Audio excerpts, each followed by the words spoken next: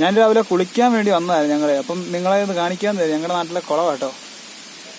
രാവിലെ ഉണ്ടോ വെള്ളം ഇങ്ങനെ വന്ന് ഉണ്ടോ,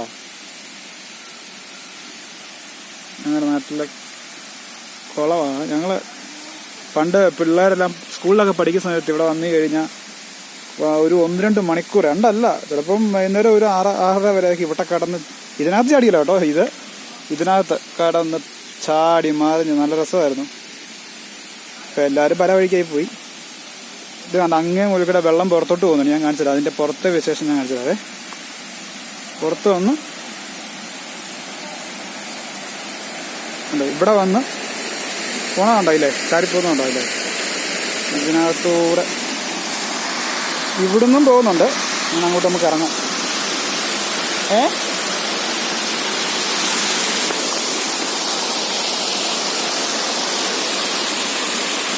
താഴോട്ട് വെള്ളം പോകുന്നു. ഇതിലെയാ നമ്മുടെ തോട്ടിലോട്ട് വെള്ളം വരുന്നത്.